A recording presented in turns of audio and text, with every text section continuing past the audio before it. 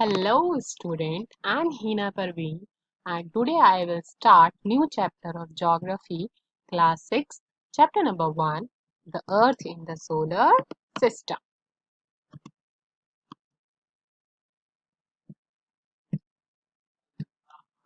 Objective. In this chapter student will be able to develop scientific thinking, to know about celestial bodies, to understand about stars and planets and to analyze these stars and planets and to apply these knowledge in the real situation. So, the chapter name is the Earth in the Solar System. जैसा कि chapter name है solar system के बारे में, तो हम solar system के बारे में पढ़ेंगे कि कितने प्लैनेट्स होते हैं एंड अर्थ कौन से पोजीशन पर है एंड जो भी आउटर स्पेस के बारे में हम इस चैप्टर में पढ़ेंगे, मून क्या होता है, sun and all the celestial bodies, इन सभी के बारे में हम स्टडी करेंगे इस चैप्टर में। बहुत ही इंटरेस्टिंग चैप्टर है बिकॉज हम सभी बहुत ही क्यूरियस होते हैं आउटर स्पेस के बारे में जानने के लिए। So let's start the chapter. Introduction. Have noticed sky. Have you noticed sky? This is my question. हम सभी जो है स्काई को डे टाइम पे या फिर नाइट टाइम पे हम नोटिस ज़रूर करते हैं। सो मेरा क्वेश्चन ये है कि जब आप स्काई को नोटिस करते हो तो आपको क्या क्या नज़र आता है? जब आप डे में नोटिस करते हो स्काई को तो आपको क्या दिखता है? दिस इज सन। हमें स्काई में डे टाइम पे क्या दिखता है? सन दिखाई देता है। और जब हम नाइट टाइम स्काई देखते हैं या फिर आफ्टर सनसेट, सनसेट के बाद अगर हम स्काई को देखते हैं तो हमें क्या नजर आता है? कुछ शाइनी से डॉट लाइक शाइनी स्ट्रक्चर आपको दिखाई देते होंगे।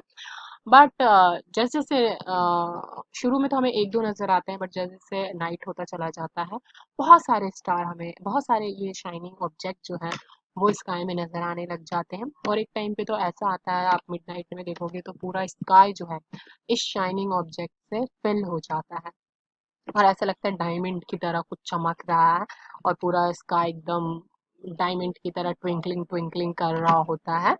और कुछ अगर हम ऐसे भी ऑब्जेक्ट्स होते हैं शाइनिंग ऑब्जेक्ट जो ट्विंकलिंग नहीं करते हैं, अगर हम काफी गौर से अगर देखें तो वो बिल्कुल एक जैसे रहते हैं, just like as a moon. Yes, moon भी हमें स्काई में नजर आता है जो कि वो ट्विंकलिंग नहीं करता है मून।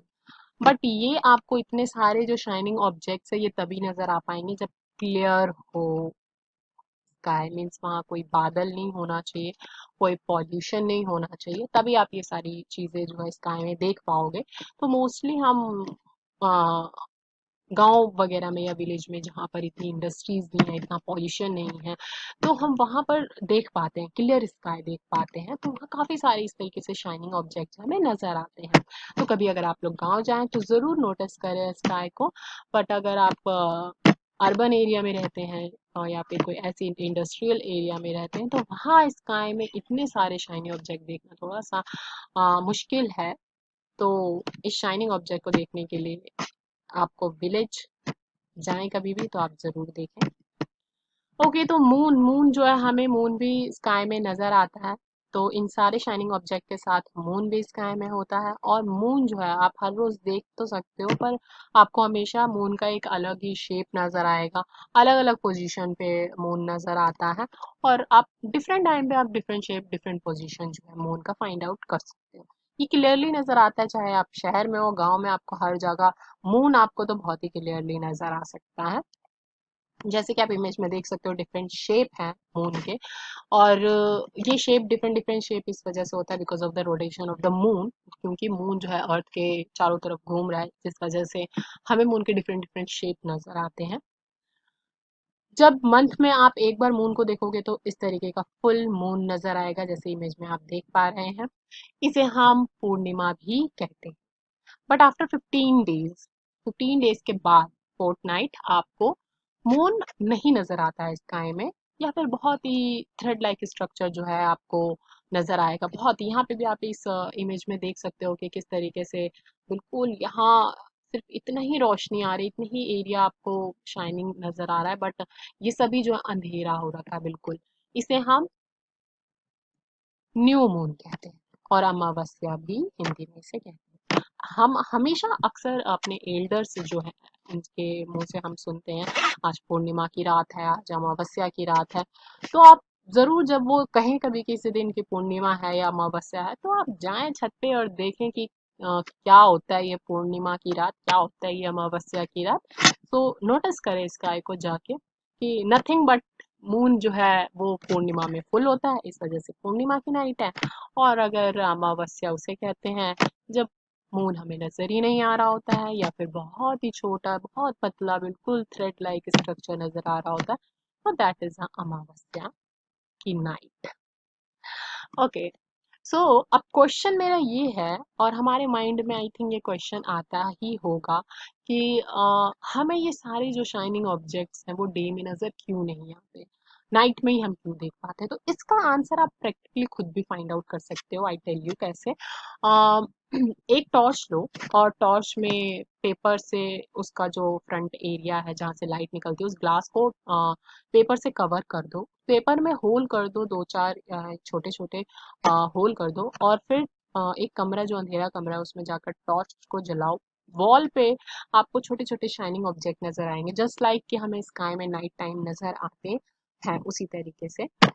उसके बाद रूम की जितनी भी लाइटें हैं आप उनको ऑन कर दो। जब आप रूम की सारी लाइटें ऑन कर दोगे तो वो जो वॉल पे आपको शाइनिंग ऑब्जेक्ट नजर आ रहे हैं वो नहीं नजर आएंगे।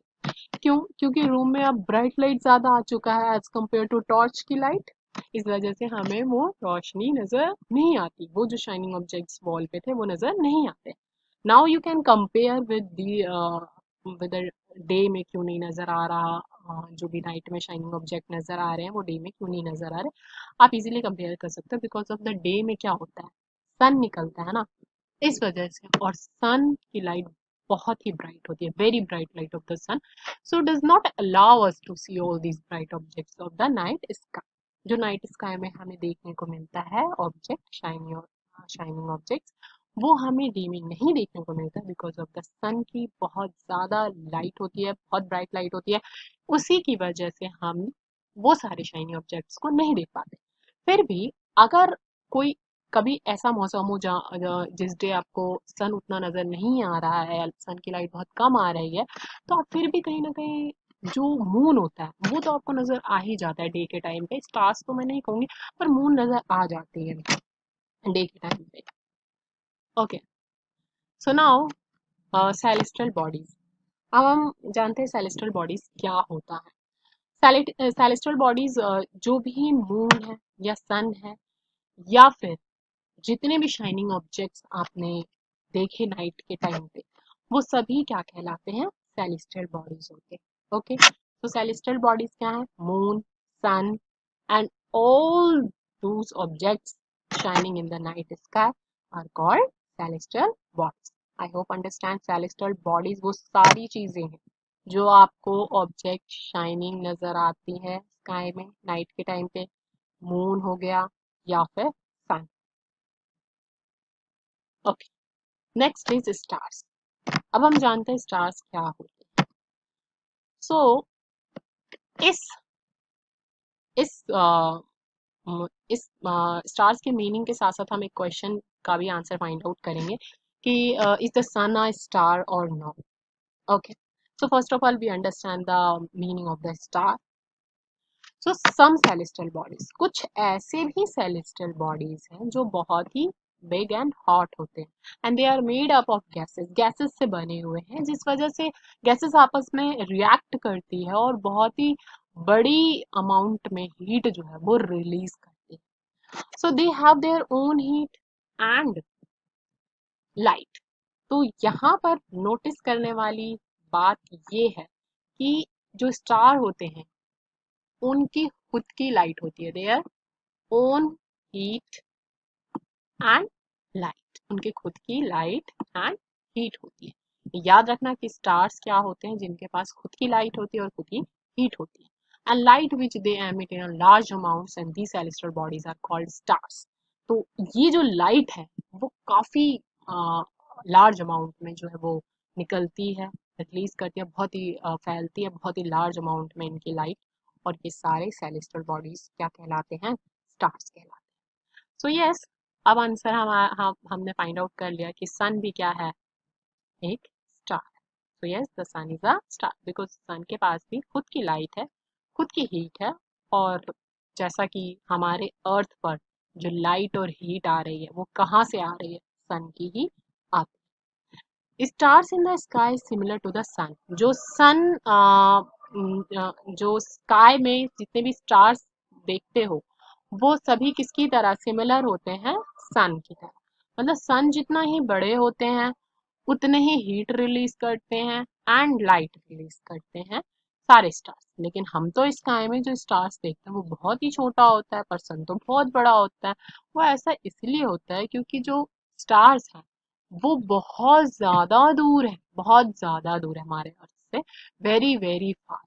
इस वजह से वो हमें बहुत ही छोटा नजर आता है और उसकी जो लाइट हीट है वो हमारे अर्थ को अफेक्ट नहीं करती है। वैसे भी अगर हम कोई चीज डिस्टेंस में देखते हैं, आप चाहे रास्ते में हो तो भी अगर बहुत दूर से अगर कोई कार आ रही हो तो आपको बहुत छोटी नजर आती है, और जैसे जैसे पास आती है वो आपको बड़ी नजर आने लग जाती है। इस वजह से इसी तरीके से स्टार भी जो बहुत ज्यादा दूर स्टार है वो हमें नजर नहीं आते, बहुत छोटे छोटे नजर आते हैं। So the next is constellation. Constellation क्या होता है इसके बारे में हम जानते हैं। तो जो भी स्टार हमने देखा स्काई में, बहुत सारे स्टार हमने स्काई में देखा, और जब हम स्काई में स्टार को देखते हैं तो उन स्टार्स को मिलाकर कुछ हम एक इमेजिन करते हुए कोई ना कोई एक पैटर्न बना देते हैं। लाइक जिस तरीके से आप डे में या फिर नाइट में मून को भी देखते हो, या फिर डे में जब आप कभी क्लाउड को देखना, तो हम क्लाउड में भी कुछ ना कुछ इमेज बना लेते हैं कि लाइक कोई हॉर्स है या वो सुपर मैन है, या फिर कुछ ना कुछ हम डोरीमोन है। इस तरीके की चीजें जो है ना इमेजिन करते हैं कि क्लाउड में ऐसा दिख रहा है, ऐसा पैटर्न दिख रहा है। सेम हम जब हम मून को देखते हैं तो उसमें भी हम कुछ ना कुछ इमेजिन करते हैं कि मून में कोई है, या इस तरीके का कोई इमेज बनाने लग जाते हैं। तो ये हमारे माइंड में जो इमेजिनेशन होता है किसी भी चीज को देख कर, तो सेम इसी तरीके से स्टार्स को जब हम देखते हैं स्काई में तो भी हम कुछ पैटर्न्स इमेजिन कर लेते हैं। और ये एक स्टार से नहीं होता, ग्रुप ऑफ स्टार्स मिलकर जो है वो हम उससे हम एक पैटर्न तैयार करते हैं। लाइक जैसे कि मैं बचपन में क्या करती थी कि हॉर्स, जब भी मैं स्काई को देखती थी तो हॉर्स का पैटर्न मैं बनाया करती थी। तो इसी तरीके से आप लोगों ने जब स्काई देखा होगा तो कुछ ना कुछ पैटर्न जो है वो जरूर बनाया होगा। अगर बनाया है तो मुझे जरूर कमेंट में बताना कि आप लोगों ने स्काई में देखकर क्या क्या पैटर्न बनाया है स्टार्स को देखकर। तो जो भी various patterns formed by different groups of stars, these are called constellation. तो जो भी पैटर्न्स, वेरियस पैटर्न जो बने हुए हैं different different group of stars से, उसे हम कॉन्स्टेलेशन कहते हैं।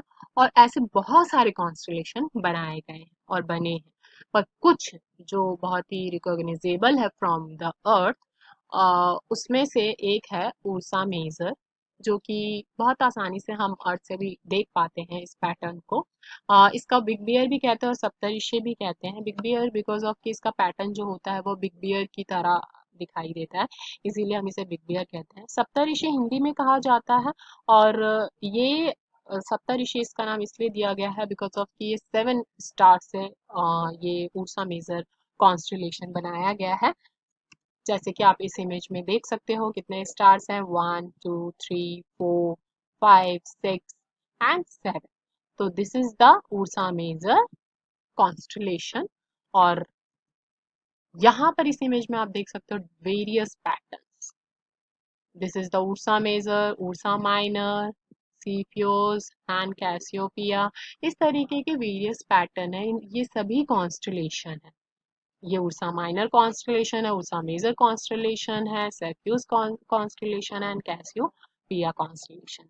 So this is the constellation. So now I hope you all are understand constellation क्या होता है। जो भी पैटर्न्स बनाए जाते हैं ग्रुप्स ऑफ स्टार्स को लेकर वो constellation।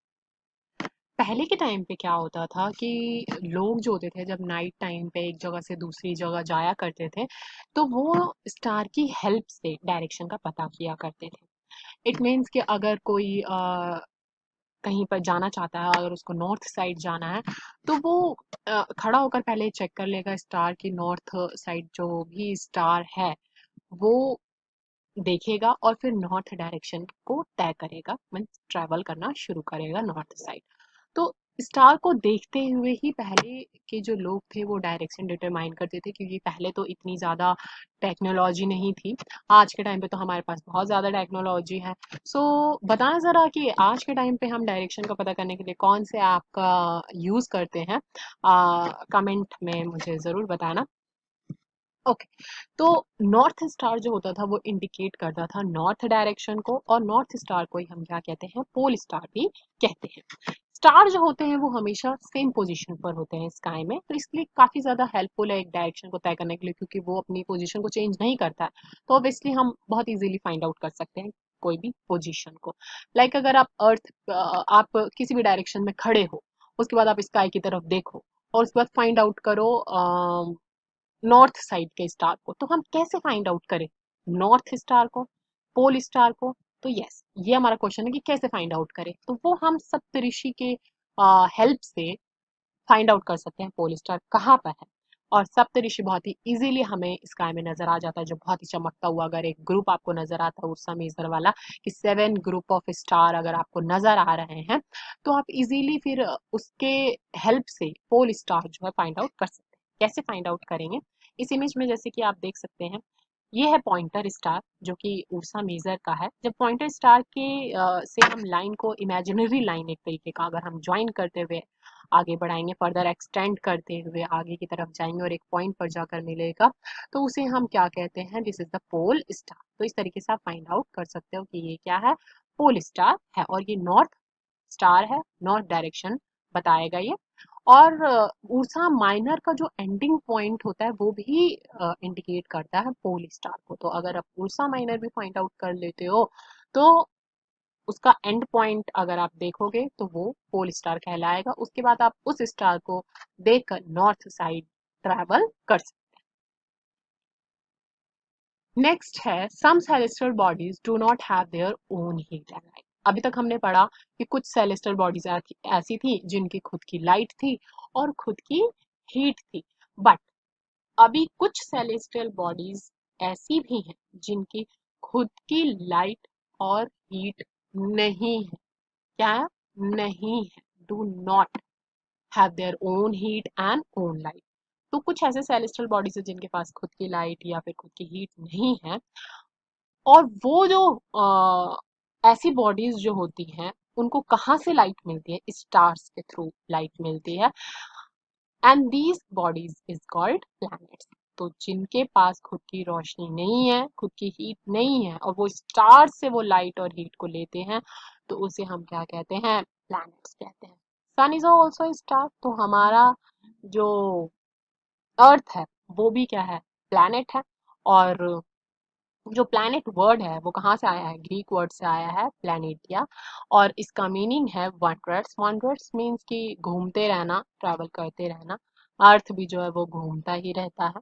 So earth is also a planet. और अर्थ को कहाँ से रोशनी मिलती है, कहाँ से हीट मिलती है? क्योंकि हम तो अर्थ पर है और हमें लाइट भी हमारे अर्थ पर आ रही है, गर्मी भी लगती है हमें, हीट भी हमारे प्लैनेट पर है, अर्थ पर है। तो ये कहाँ से आ रही है?